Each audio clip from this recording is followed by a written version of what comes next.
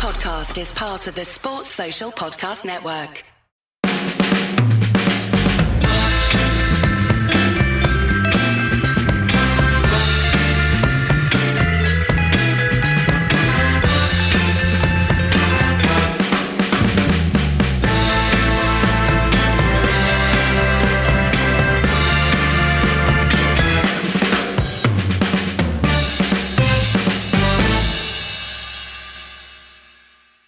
Hey Paul, how's it going? Yeah, magic, thanks. Magic. How are you, Ed? I'm great.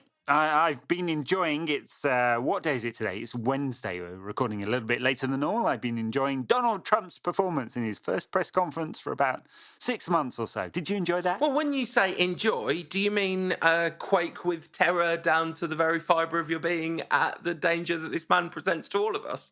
Well, yes, but I'm still in a certain level of denial about exactly when World War III will start. Currently enjoying the freak show. Do we have any Trump supporters amongst our listeners? I don't know. None have outed themselves yet. In fact, actually, I spent a lot of time in the States. I'm yet to find an actual Trump supporter. I know they exist because lots of them put a big X in a box, but I haven't found one yet. I'm sure there are lots of Trump supporters listening to this show. Good luck to all of you. Anyway, should we talk about Manchester United Football Club, who, before the impending apocalypse, might actually win some silverware? They're the top. They're the best. I tell you, they're the absolute best. They're the top. They're gonna be the biggest. Yeah, absolutely. Well, I mean, it's sort of true, isn't it? Really, we keep winning all our games. I used to enjoy this podcast, but now there's nothing to talk about because all we do is win. We win and win and win and win and win. It's getting kind of boring. We're gonna win so much. You're gonna get bored of winning. Winners. That's the thing. Yeah. That's what Jose gives you. It's great, isn't it? I mean, the other week we released a podcast which was called something like the 2 wins in a row memorial celebration edition because it had been such a long time since we'd won both our games between recording.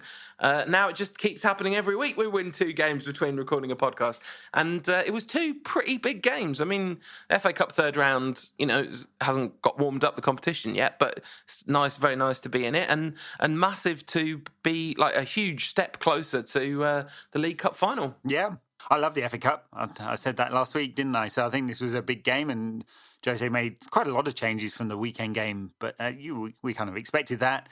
But still a strong performance, very strong performance, given he left out, I think, all of the summer signings. The kind of performance that you just wouldn't have got out of Van Gaal or David Moyes' side. And great to see. And we haven't conceded a goal this year. It's amazing. I mean, we've only played 3 games, but still, it's good. It is really good. An aggregate 6-0 over the last 2 games. So should we talk in some more detail about that Reading game? I think a lot of people were very disappointed with Reading, who really didn't show up, and they were punished for that almost immediately. They were, yeah, rabbit in the headlights, weren't they? I mean, Jaap Stam talked a very good game beforehand, and Reading have been playing well. They've been, scoring lots of goals in the Championship, punching above their weight, really, given their performance last season compared to this one. And I think everyone expected Reading to give United more of a game. And, the funny thing is, even though it was a 4-0 scoreline in the end, actually, for a decent amount of time between the 15th minute and the 75th minute, Reading had a decent amount of ball, They looked all right up to about the final third when, obviously, United got it back and looked very dangerous. But just such a slow start from them. United straight out of the traps. The early goal from Rooney, almost killed the game straight away, didn't it? And you just kind of felt that the Reading players were a bit overawed by the occasion. Full house at Old Trafford. There are so many teams over the last 3 years who've come to Old Trafford and enjoyed that. The fear factor had gone, but something about United in the current form got the fear factor back, and Reading kind of bottled it. And what's kind of cool about that is this is not the vast spending. This isn't a consequence of the vast spending because, like you say, none of the summer signings were playing. But there's some expensive players in our starting 11, but nonetheless, this is just United being United, isn't it? This is just Mourinho's United being an effective force. And that goal in the 7th minute was, of course, the goal with which Rooney equalled Sir Bobby Charlton's record. And I think it looked pretty clear from the cameras that Bobby Charlton shouted quite delightedly, "He's done it!" When he scored, which I thought was a remarkably lovely thing to see. Yeah, I mean, it's definitely been prefaced for a while, and classic Rooney finished there. Yeah, it was a decent build-up, wasn't it, to that goal? And actually, United played some very good football throughout the game, I thought. Actually, very good to watch at the moment. It's really nice to watch, and Rooney was very effective against Reading. I thought he played in the spaces very well. Obviously, got his goal, got an assist. As well, I thought Reading weren't able to they weren't able to put anyone on him. It's the kind of game that Rooney enjoys these days. He had plenty of space time on the ball, and he was very effective as a result. Yeah, goal and an assist. People have crueler persuasions than me, and I definitely wouldn't think this might say he'd found his level there. Well, the thing is, this is sort of the performances he's been giving for a little while, isn't it? This has been the kind of game that Rooney's not. I don't mean the level of opposition, but his this season, sort of like since he was dropped, basically. This has been something like his base level. Maybe this was a better performance, but yeah, all around, like his first touch was excellent. He just gelled really well with Rashford, I thought. And United basically playing a 4-4-2. Really, I mean, whenever you've got Rooney, you can't really ascribe a formation to quite that extent because he moves around so much. But Martial and Matt are both coming inside a lot, and Rooney and Rashford kind of playing at centre forward. I mean, it's listed as a 4-2-3-1 with Rooney at number 10, but it doesn't feel like a very accurate description of what the game was like. No, I mean, Rooney's not a 10, and he gets into the same kind of zones, and we can talk about that a little bit about when we talk about Hull, right? Because that caused a problem for United. But this time round, neither Fellaini or Carrick are going to come into that zone. Mata did a little bit, but he's pretty tactically aware. Mata is.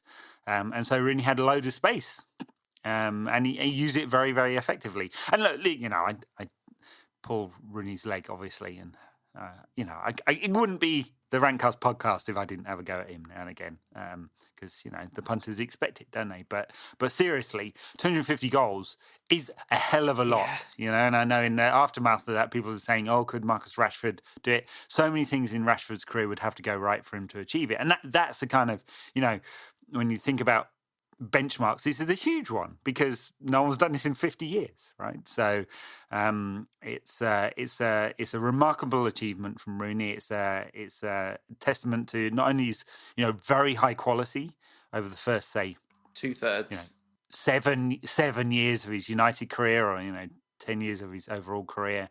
And his longevity, and the fact that even though he's definitely not the player he once was, and probably was never the player we always hoped he would be, he's got to this remarkable landmark, and and there's no guarantee that anyone is going to get there again in the next 50 years. Definitely not. Absolutely, and he thoroughly deserves it. Like he's just never stopped. It's like eventually, if you keep doing something over and over and over again, you get where you want to get to. It's a kind of triumph of persistence in a way, especially the slightly attritional nature of the goals in the last few seasons. There's something about that that's quite, it's kind of impressive. He just keeps going. He keeps forcing himself through the ever longer periods of bad form to find those sweet moments where he's functioning something like his best, and you're reminded of what an incredible player he's been in his time. And yeah, that achievement, like Mourinho mentioned about Rashford potentially doing it one day, but the odds are hugely stacked against him. Obviously, it is a kind of once in a generation achievement. Once in a couple of generations, really, because there's a couple of generations between Charlton and Rooney, aren't there? Yeah, and for Rashford to do it, and I'd say the odds are very, very, very against him. Even though he's obviously a very high quality player, he's going to have to score at the rate of 20 goals a season. Yeah, absolutely. For a number of seasons, so it's a massive achievement from Rooney, well deserved. He's top goal scorer for his country and United. That puts him in the sort of pantheon of legends, where he belongs. Like, where he belongs. But, and at the back of my mind, I can never stop thinking, well, I was so excited about him when he was an 18-year-old, had absolutely everything, and then was quite a long level below some of the best of this generation, But then, but he is what he is, and he's achieved a huge and not amount. many people are in the running to be one of the best of the generation, and it's pretty remarkable to have been. Like, for a season or two, he was one of the very best players in the world. When he was so young, the kind of grace and elegance with which he played the game in those days, and the fire and all that's obviously changed. But in a way, maybe if he'd carried on that trajectory, he wouldn't have got to this point, because one of the ways that he's become United's joint all-time top scorer. I know people get very upset about those 2 Anglo-Italian Cup goals that Bobby Charlton scored, but the club don't recognise that as a first-class fixture, so I don't think we probably shouldn't either.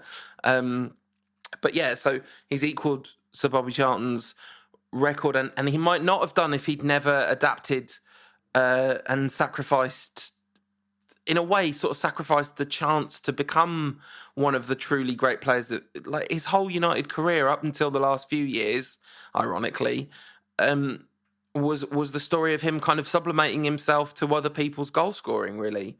And so he's done this in spite of that. It's remarkable. But maybe the fact that he became so adaptable was why, he was never shipped out, and why he's kind of stuck around long enough to score all these goals. Yeah.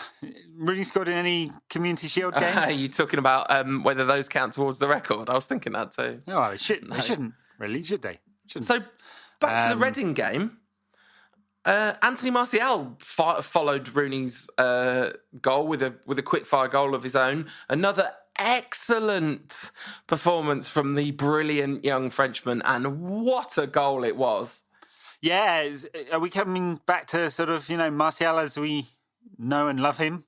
Yeah, it's looking like it, isn't it? And he's still out on the left there, and which gives him, in a way, it gives him more opportunities because he can cut in and use that right foot, which he does very effectively. In a way, it's limiting for him because, he could be a great number 9. He's obviously a very different number 9 to Ibrahimovic, which Mourinho talked about a little bit. But, great performance, great goal.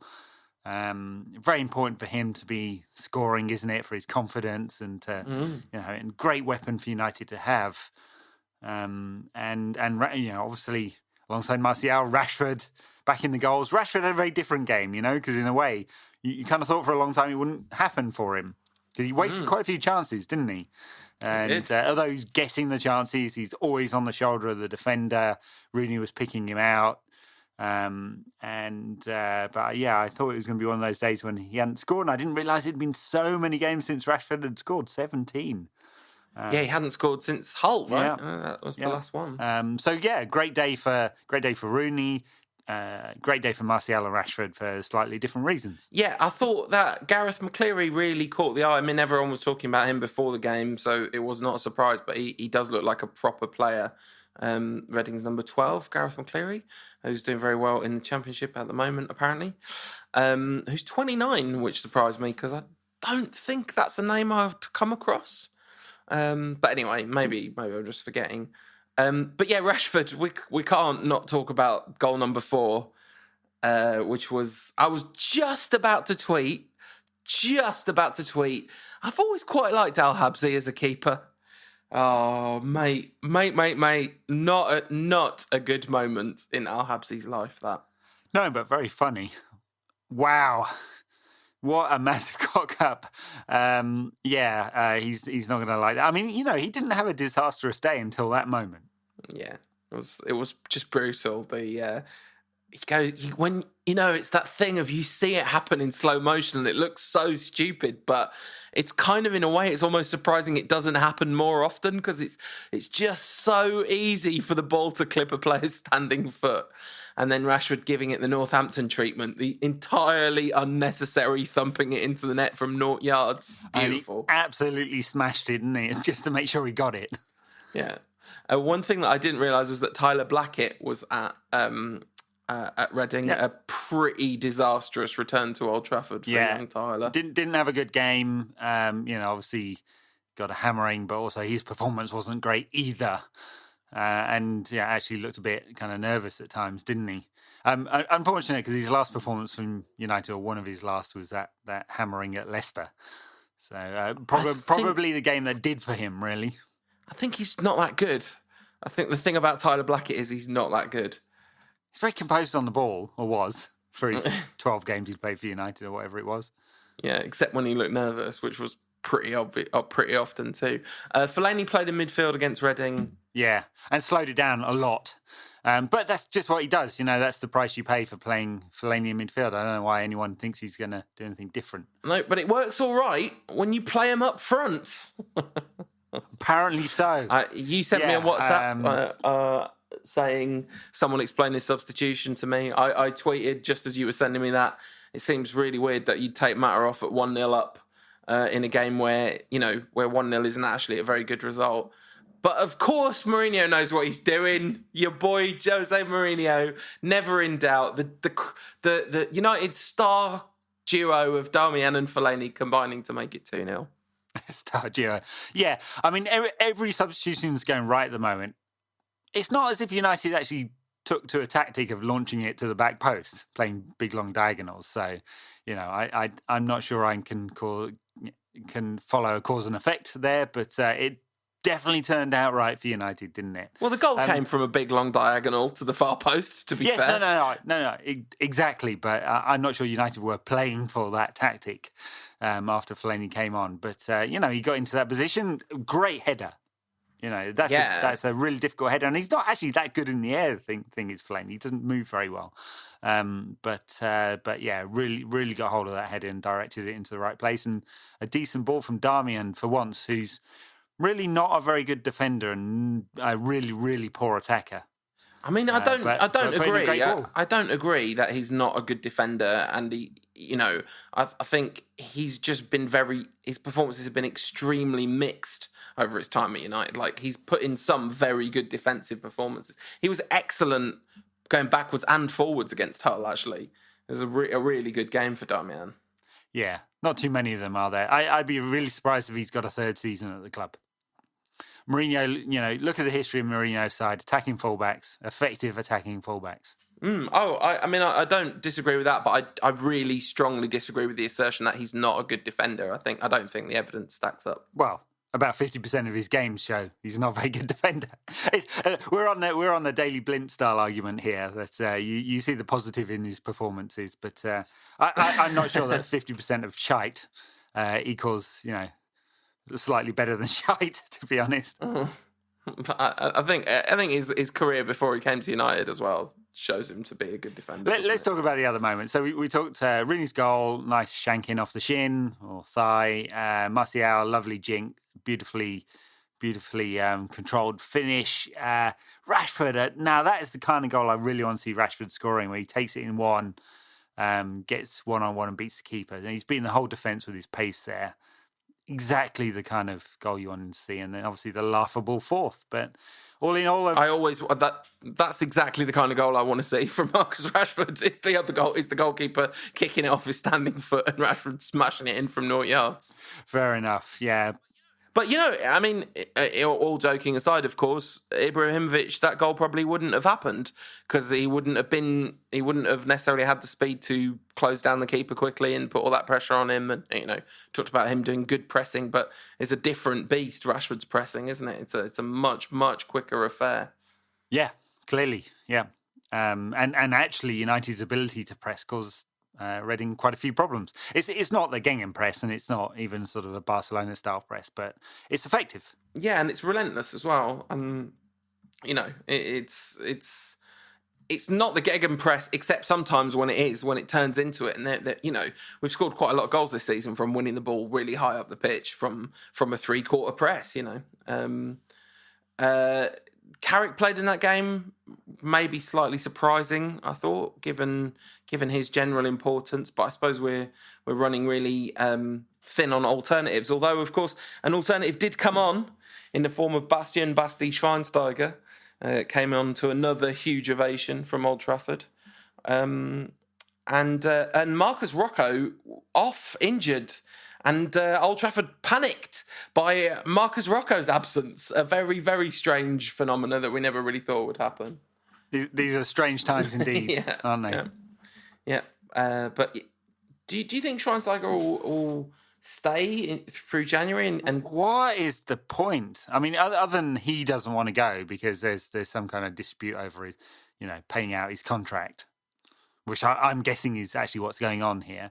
He's going to stay for the money then. He's not going to get many minutes. Well, I mean, I would argue that the point, especially Schneidlin's gone now. I don't know if it's actually literally done yet, but it's done, isn't it, to Everton? He didn't get any minutes either. So what he's going to get Schneidlin's minutes, which were 12 in the Premier League today. No, I'm not saying it's great for Schweinsteiger, but I'm saying it's potentially quite important for United because the reason these players aren't getting minutes is because Herrera, Pogba and Carrick are playing every minute, since Carrick came into the side. But at some point, they're not going to be able to. Something's going to happen. Suspensions, injuries, we do need some bodies in there. Of course, the player who came on against Reading in midfield was Timothy Fosu-Mensah. Yes, few minutes I can't remember which Reading player it was, but tried to muscle him off the ball. Just not going to happen. I mean, he's 18, but he is built. This man is stacked. There was a thing in the whole game where someone tried to muscle Paul Pogba off the ball and ended up going off with a dislocated shoulder. I don't like to laugh at others' misfortune, but there was a certain poetic irony in that. Yeah, but point is, yes, Pogba, Herrera, Carrick, our first choice. Fellaini's in there and Rooney can play that role too. Right. Depending on the opposition, Mkhitaryan and Mata can certainly play as the attacking of a three. Yeah. Obviously, very different, sort of setup when you do that. I'm not sure Schweinsteiger is going to get many minutes at all anyway, even if United did get some injuries. I mean, it just makes sense if you want to keep the system the same, is that Schweinsteiger is the only backup in the squad for Carrick at this point. No one else is going to play that Carrick role. I mean, what Mourinho has been doing is using Herrera in the Carrick role, and it has been working actually. So maybe it's fine. Maybe you just use Fosu-Mensah elsewhere in midfield, or play a more attacking midfield with Herrera as the holding player. It could just work. Doesn't matter anyway. We're just going to keep winning games because it's what we do. And it worked against Hull. Herrera had a very decent game against Hull. I mean, he was up against Ryan Mason, who's having an absolute stinker of a season. Hull's record signing from Tottenham. Supposed to be the man who helped Hull push on. Didn't quite work out that way, did it, for the lad? But Herrera's very neat and tidy. Allowed Pogba the freedom to hit the bar about 14 times or whatever it was. 7 this season, I believe. He's hit the woodwork. That free kick was just brutal. It was just like... there's different types of hitting the post or the crossbar. There's the one that is always going miles over and just about dips and hits the crossbar and it looks like a well-off target shot. Then there's the one that if it was a metric millimetre, tiny little fraction to the right, that's going in off the post instead of out off the post. And this was one of those. Yeah, I mean, beautifully, sweetly struck. And and if it had gone in, it'd been pretty much in the top bins, wouldn't it? And it would have been a worldie, but not quite. Of course, Lionel Messi this week did that. I mean, right, you couldn't get him more in the top corner. Absolutely beautiful free kick from Messi. Pogba, very, very close. Overall, I thought he had a great game, Pogba, again. I mean, he's just running... He's running games at the moment. He's totally dominant every game. Totally dominant. Yeah. He needs a marquee game, I think, to, like outside of Old Trafford, and United fans, the marquee game, I think, would change a lot of mindsets, which, were default, he's a flop, and need to be reverted from there. But if he was to be, let's just say, outstanding against Liverpool at the weekend in the United victory, that'd be pretty nice. I would like that. I would like it. It would be nice. That would be good, wouldn't it? The whole game, I saw lots and lots of criticism of United's performance in this game, and I kind of understand it. There were there was a long sort of dull spell in the middle of this game, but they flew out of the traps. Like, they created a bunch of really good chances and very passable half chances early on through some absolutely beautiful football, like proper scintillating stuff. 21 chances overall, you know. It's not exactly Van Gaal-esque, is it? It's boring now, isn't it? 21 chances is nothing now for us. We had less possession than Reading, but like 27 shots to 7 or something. 21's a bit like, it's a bit meh. It's all right, but it's not 30, is it? But I mean, look, and I suppose in the context of Hull having to play a couple of plays out of position in central defence, you know, only scoring 2 might be disappointing. And United were, for long periods of this game, a bit one-paced. So 2-0 feels very comfortable. It wasn't really like that, was it? It's not as if at any point Hull looked like they were going to score or going to cause United any trouble, really. You know, I think, they hit the post through one, didn't they?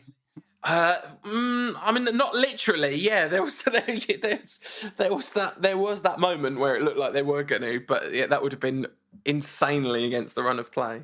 Yeah, but for the most part, United totally dominant, very, very comfortable, and just it's like just need to up the intensity in some of these games when this happens.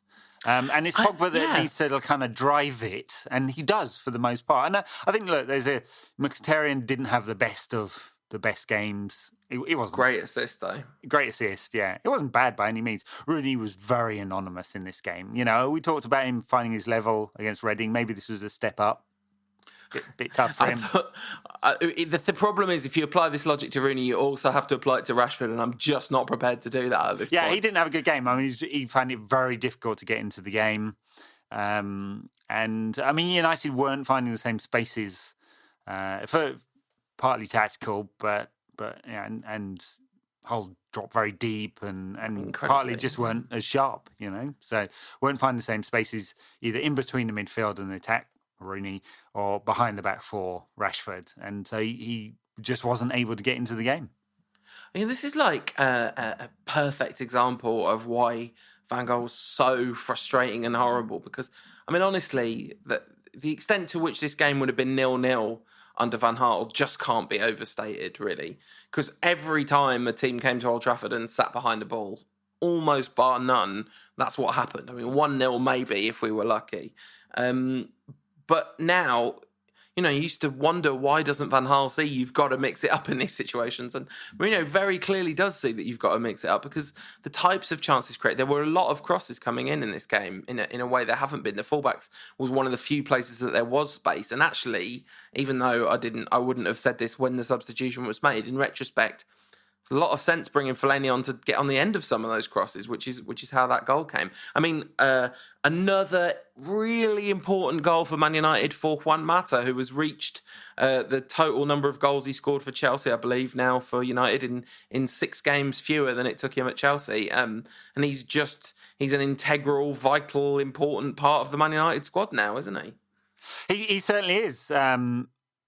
Just to kind of get, I think any game Mata should play at 10, but if you're going to play at 10, and we often don't at the moment, you can play it. God, he would have just been so much more effective through the middle. He's very effective outright, and he's the kind of player who finishes chances beautifully, and that's what he does, and he puts up great numbers, especially for a player who's shoved out on the wing for so much of his time at United. Yeah, no, absolutely, and he was again for both of the 2 starts that he had in the last couple of games, but he's just great there. It just, obviously, like, he's not as good as if he's running the game from number 10, especially against limited sides. But he's so hardworking and adaptable and solid, and I love him. Just love him. That's not going to come as a surprise to anyone.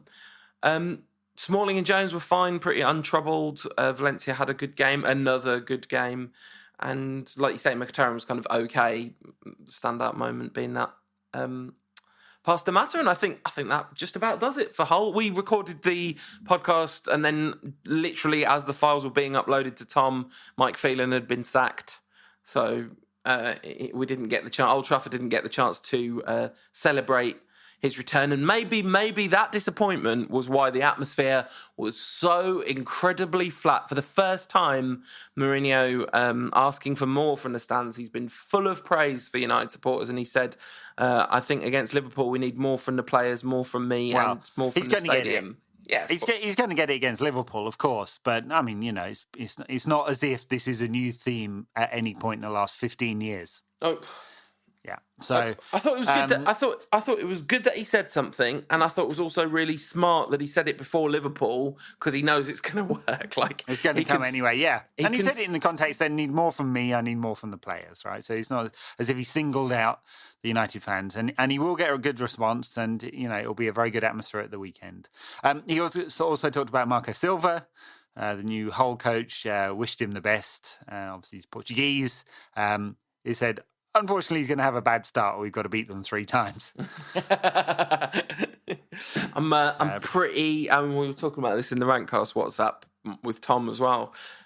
Pretty positive, warm feelings about Jose Mourinho at the moment. I'm not 100% comfortable with the cognitive dissonance that involves, but sort of love him a bit. Oof. Look. Don't tell me you're not in the same boat, Ed, because I won't believe you. I'm not sure there's love for Mourinho yet. Okay. It's mutual admiration. Well, he's definitely a fan, isn't he? There's no doubt. No doubt. We should send him a mug. We should. By the way, everyone that's qualified for the mugs have been sent out. All the international backers that signed up right at the beginning should be getting their mugs in the coming weeks as the transport system does its thing.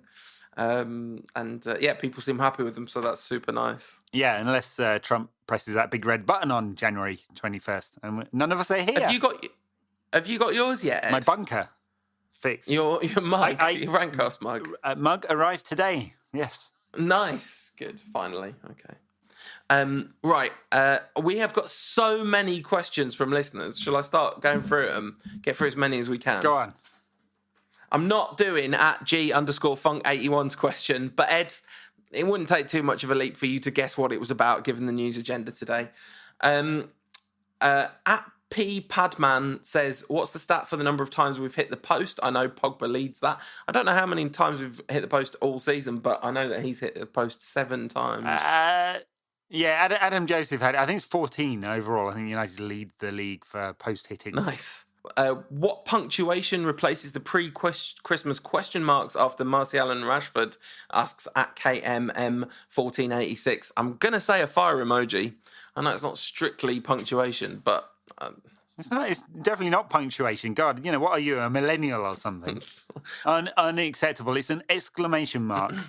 The only acceptable exclamation mark. Yeah.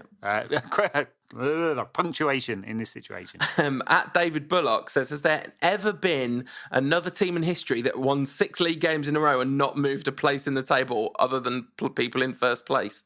That is a great question. I no idea. I bet there's... But no places moved in the table, but a lot of ground caught up. Yeah, and I bet there's been a time when a team in second place didn't chase down a team in first place, even though they won 6 games in a row. I feel like that must have happened. So on December the 11th, when Spurs came to United were facing a 14-point gap to the Champions League. Yeah. Now it's a win. And now it's 10 points to the league as well, which is obviously very unlikely, but it is on. Right. It's on. It's on at this point. We just have to keep winning all our games and that'll be fine. If we win every game for the rest of the season, we'll definitely win the league. Well, maybe not definitely, but still. All right, at G_Funk81 also asked a question which I can ask, which is, if all the squad were in Nam, who'd be the young buck with 2 days to go who plans to marry his sweetheart when he gets home? Memphis. Memphis, obviously. Maybe Luke Shaw. I think Memphis might have got a local as well. I mean, it'd be Memphis, wouldn't it? But I think that for a player who thinks he's got big plans, but actually he's going to be out of the picture pretty damn soon. I think Memphis is the one. If you could add 2 players to the current Squad says at John Firth 19, who would they be and in which positions? I would have Leo Messi on the right wing and Cristiano Ronaldo through the middle. Right. I think. I mean, presumably what he actually meant was sort of realistic transfers, but I just don't think it's happening. Patrice Evra at left back. Yeah, I don't think that was going to happen, but it would be very good for many nostalgic reasons. My favourite, there's been a million tweets about Evra back to United, obviously. My favourite one was, the Kermit meme, which is Kermit looking at Constantine from the recent Muppets movie, but people use it as like me and in a dark me, because it's the guy with the hood on. And it was Gaz from Full Time Devils who tweeted, Evra was kind of a liability at the end of his spell with United, and he really maybe cost us, and it probably wouldn't be a great idea. Also me, I love this game. That's how we feel about Evra. Yeah. He's got some good Instagram game, hasn't he, Evra? The best. By the way, G_Funk81. The answer is Martin Edwards, because he was definitely into this kind of thing. At Lorenzo Blank 15, is Schneiderlin's imminent departure a chance for Timothy Fosu-Mensah to get some game time? But as I pointed out, but no, there's no minutes to take up, are there? No. By the way, 22 million. Good piece of work. I mean, basically we were just giving away players for free. Chump change. The kind of money Fergie accidentally finds down his sofa in brown paper envelopes. And now we're actually getting proper fees for players. Is this the Mourinho effect, or has Ed Woodward learned some lessons? Well, we got proper money for Di Maria, didn't we, when we sold him on? I think that... Well, yeah, £20 million hit in a season, but yeah. Well, that was about the amortization, Forex. Wasn't it? Because it was about... No. Oh, dear. Have I taught you nothing over the years? God. Wasn't that about the amount that was on the books? How much of a loss is that on the books? No. Because it was like a 69 million transfer fee across 5 years, right? So it's not that far off. No. Look, so there's one is cash. Yeah. Right? So clearly United took a significant cash hit. Yeah. Some of that was to do with Forex. Some of it was to do with the fact that, he had failed for a year. That's one thing. On the books, yes, you amortise the fee across 5 years or however long the contract was in this case, and so it wouldn't have been a big hit in accounting terms. Yeah, that's what I mean. Exciting. It doesn't count as a loss if it's not a loss in accounting terms. Schneiderlin... You want to talk about net spend or something? Schneiderlin can barely be a loss at all, I'm sure, in that sense. And 22 million for a player who hasn't played for... Well, half a season at all, and one season not that much. It's great, and I hope he goes off and proves United wrong, because I think he's a good player, but it seems more like he's kind of finding his right sort of level. Also, at G_Funk81, I suspect Anderson might have been into this kind of thing as well. Oh, God. At Gary_1105. I knew I shouldn't have mentioned it. I knew you would do your own research. I'm a fool unto myself, Ed. With Evra maybe coming back, no, he's not, but maybe coming back, or maybe he will. Are there any other former United players you'd like to see return as a player coach? Yeah, Roy Keane, obviously. Oh, my God. That would be a scary double act, wouldn't it? Roy Keane and Jose. Obviously I'd like to see Eric back teaching like the under sixes or something. Yeah. I guess if you're technically saying as a player coach, so he's got to be able to play still now as well.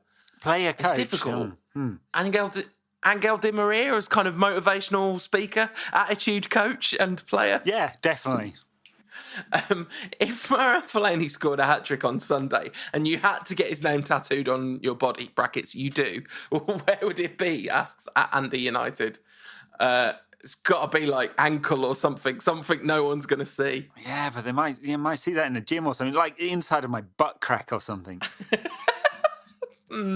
Feel like that sends out a message that is not a comfortable message. Anyway, Josh Stanley says, why are our chants always 1,000 times more original than anyone else's? Honestly, don't think I'm being biased in saying that. Maybe 1,000. Yeah, 1,000's too much. We had this conversation last week. I mean, look, all supporters borrow from each other liberally, and United do the same thing because songs and chants are recycled. But yeah, there's a big fan base, lots of originality. Don't know. I think one of the... I really mentioned this just to mention this brilliant Celtic chant for Scott Sinclair, another club with a reputation for original chants. And also, well, let's not talk about that. Bobby Charlton, is he bothered, asks at Nightwink99. I wonder... No, he seemed quite happy. He seemed, genuinely happy. Yeah. Probably a burden off his shoulders. Yeah.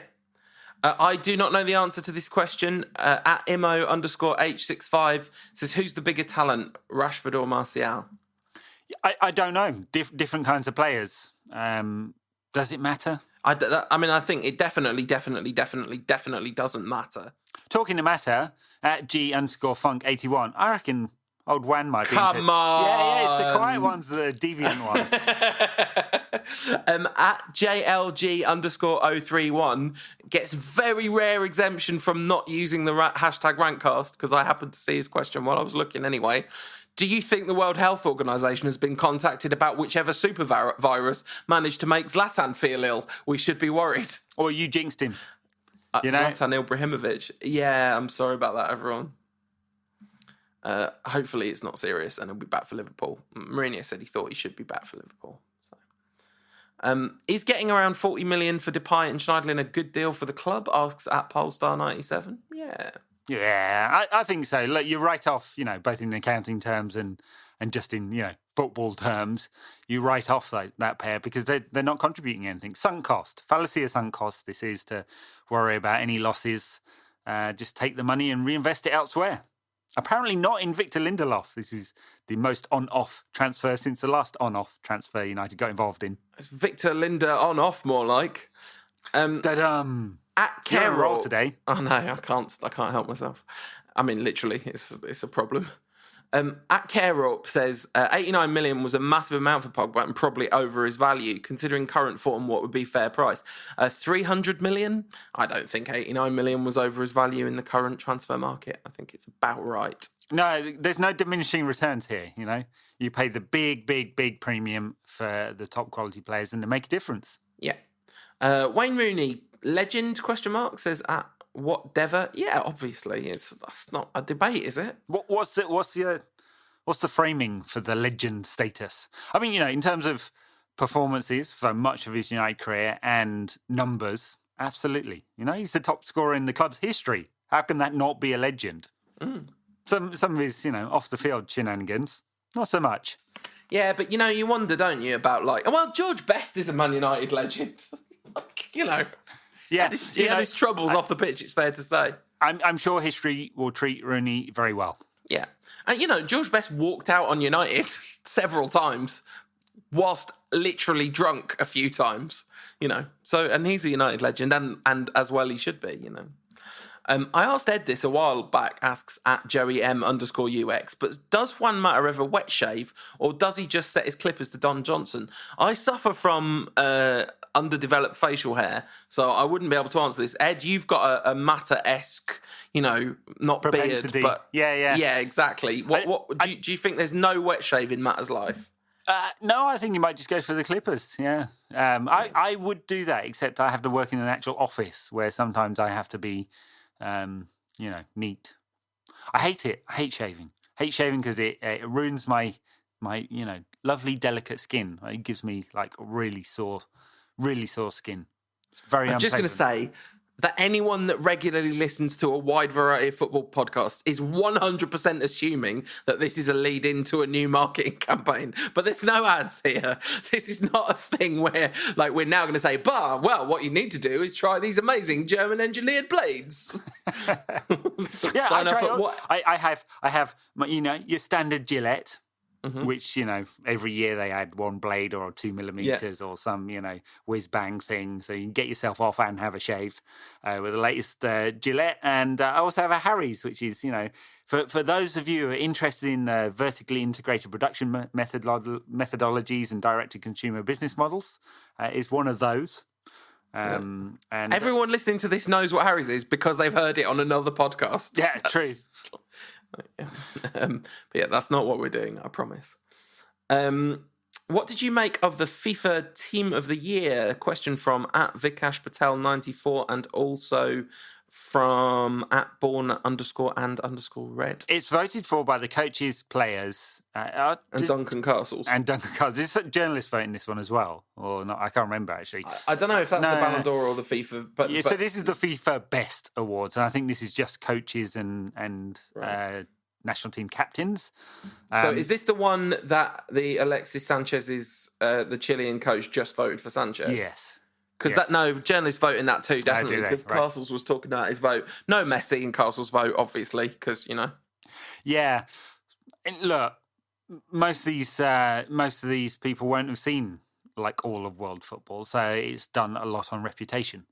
Obviously, right? There's 9 of those 11 players in Barcelona and Real Madrid. They're the preeminent clubs of the age, and that's what matters, I guess. Yeah.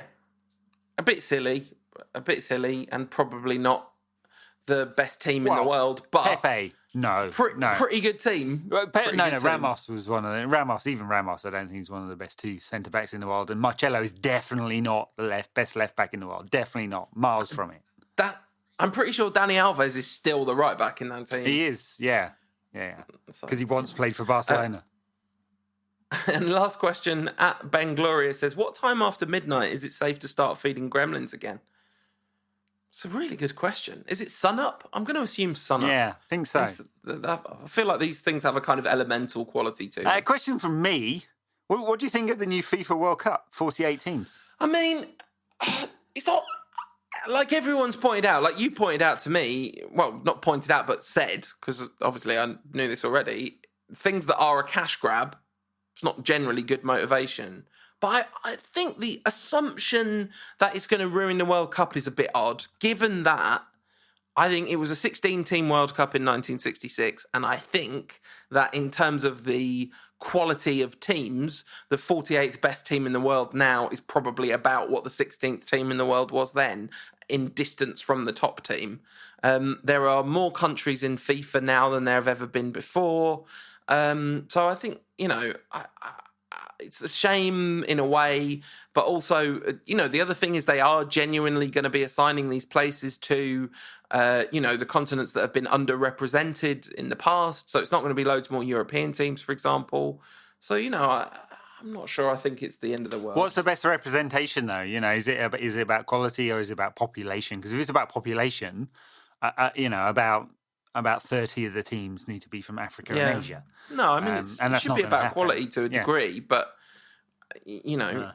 But it appears to be about, this is clearly about creating new financial markets, right? It's exactly the same reason the Champions League was developed in the first place and why the European Championships are going to be going from one host country to multiple pools of TV revenue. And it wouldn't be surprising if the next step for the World Cup after this at some point is to split it across multiple nations. In fact, they're talking about that for 2026, it being Canada, USA and Mexico for the first expanded team, where quite possibly South American and North American federations may well merge, and there's a lot of good reasons to think why that's sensible. So it's definitely there's two major reasons. One, it's going to generate a lot more cash for FIFA. Some people are call it persuasion. Famously cash-strapped FIFA. Well, exactly. But, and also, many, many more bribery opportunities, mean people might say. And 2, it's going to shore up Infantino's bid for power next time around, right? It's a direct and naked appeal to smaller nations who don't normally get to compete in the World Cup, and they'll have a much better chance now because it's going to be a quarter of the base, and then, the lie that we'll all be told is this is about making it more representative. Now, there is some truth in that, but it's definitely not why it's happening.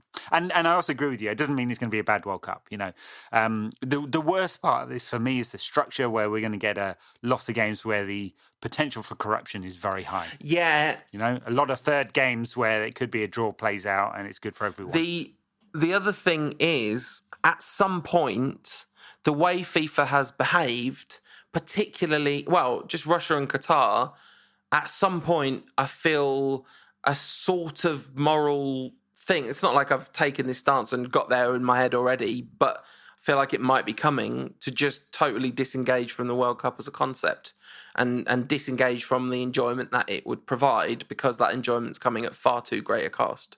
You know, I mean, the human rights stuff in Qatar is beyond... I mean, it's beyond horrific. So, you know, at that point, if we're saying, well, this World Cup, the people that are responsible for running this World Cup literally don't care if loads of people die because of their decisions, then, well, I don't know, it's difficult to get animated in any direction about it, really. Sure. I mean, we, agree. And the human rights violation in Qatar, it's an absolute tragedy. Yeah. At least 4,000 workers have died as a result of this build at the moment. We know the kind of corruption that happens in Russia. If you don't believe that because you're a fan of Mr. Trump, it's not hard to find plenty of evidence. And terrible, awful human rights violations too. Right, and just not a free society. Basically, just annexed Crimea, and there's a war in eastern Ukraine, and so on. So we're going to get a couple of interesting locations for the next two, but the rest of it's all politics, right? So 2026 is going to go to North America. 2030 back in Europe, probably one of the big nations. I guess France has had it. France, Germany have had it recently. Italy, not since 1990, right? So Italy, Spain, and England may be interested. England, for political reasons, has no chance. So perhaps it will be Spain or Italy. Or the new Republic of Radio... Greater Russia. Talking about geopolitics in 2030 from this point out, I don't know. A lot of things can happen between now and then. Right, so... I tell you what was funny, though. Seeing people on Twitter working out how old they were going to be in 2026 and talking about, oh my God, I'm going to be so old in 2026. And not one of them that talked about it were as old as I was now. Yeah. No, I know. So 2026 North America, 2030 back in Europe, 2034 China. Obviously some big ambitions in China. I don't know why those ambitions haven't stretched to Wayne Rooney or Marouane Fellaini yet, but hey, just if you're listening, just a thought, Well, they have stretched to Wayne Rooney. Wayne Rooney confirmed he had an offer from China that he did turn down. So he lacks Chinese ambition. That's it. Right, shall we preview? We've got a fairly big game to preview. We probably should do more than just our normal cursory, this game's happening. We're going to smash the Scousers. There you go, that's my preview. Do you think that we are going to win this game? Let's just start with that. Yeah. I think we're going to win. I think this is the game where it all clicks because it's the big one that we really need to. Liverpool put together a lot of passes. So I think we know the pattern. Put a lot of passes together. United's actually got a better pass success rate. Best in the league. Nice. Oh, Van Gaal will be pleased seeing that. Yeah, Liverpool create a lot of chances and score a lot of goals. So, it should be exciting. But United are creating more and more chances by the week. It needs to be one of those games where Ibrahimovic is on fire and he's putting away those chances because, the chance conversion rate isn't super high. It's getting better though, isn't it? And maybe it's not getting better in terms of percentage terms, but it's getting better in terms of he's putting a goal a game away or whatever. But also worth saying, Liverpool are in terrible form. We haven't conceded a goal all year. They haven't won a game all year. They drew with Sunderland.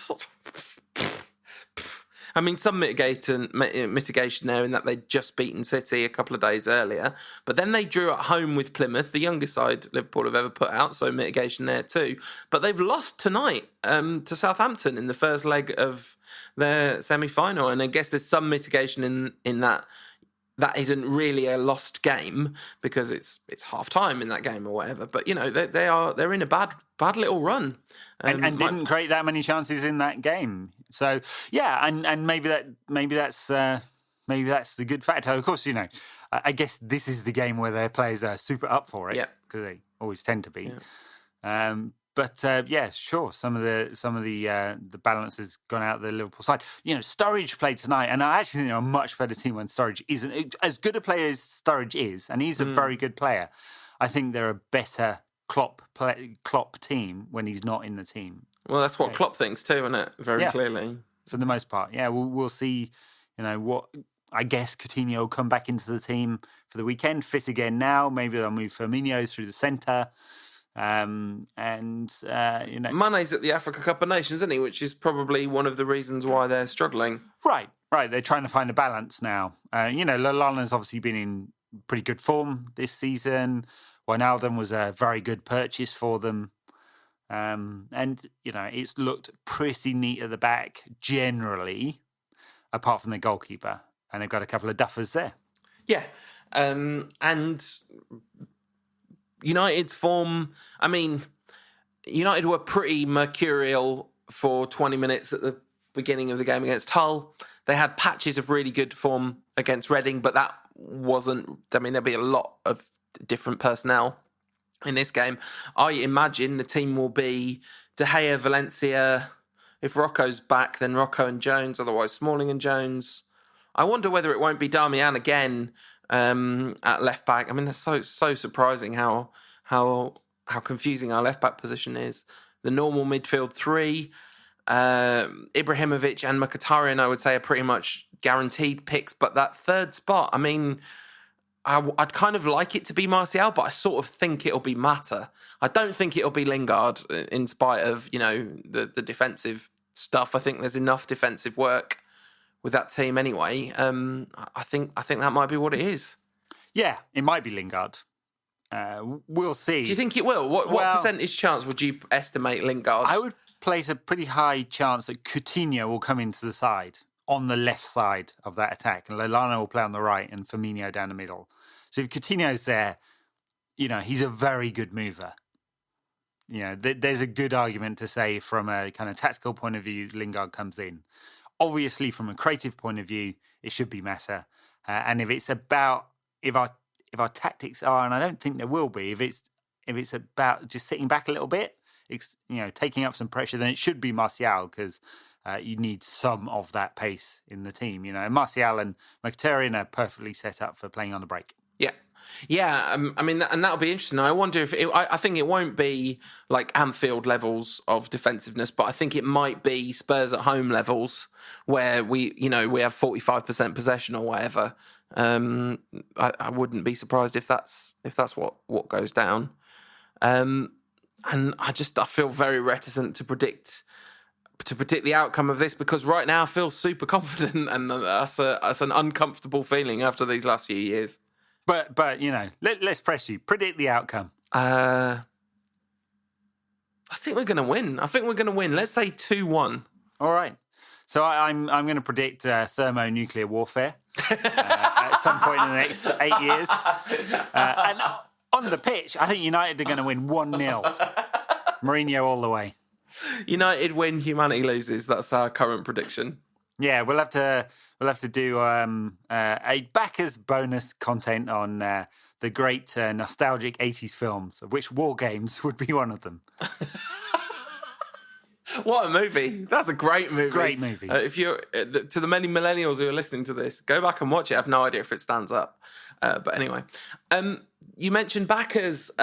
You can back the show on Patreon. We're running a stretch goals campaign with a goal to try and get to a live show. So if you've been thinking about backing and haven't jumped in yet, please do.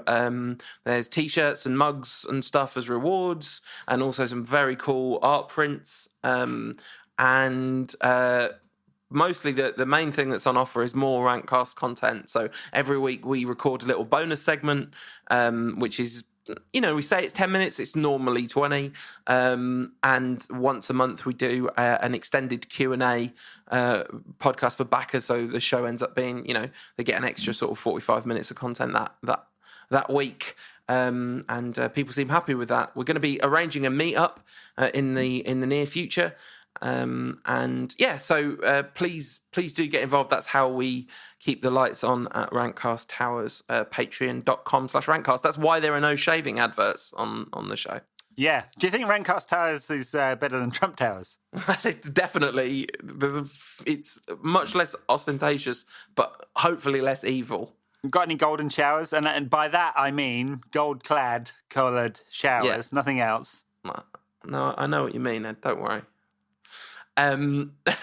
So if you are already a backer, massive thanks for that, and stay tuned. We're going to give you some extra content. Everyone else, we'll see you next week. You can catch us on Twitter, Facebook, all the usual places and stuff. You know where to find us by now. At UTD Rantcast for me, at United Rant for Ed. Patreon.com/Rantcast. And get in touch with us. Let us know what you think of the show. Do you think United are going to win against Liverpool? Yeah, come on. Surely. Going to smash them. Come on. This podcast is part of the Sports Social Podcast Network.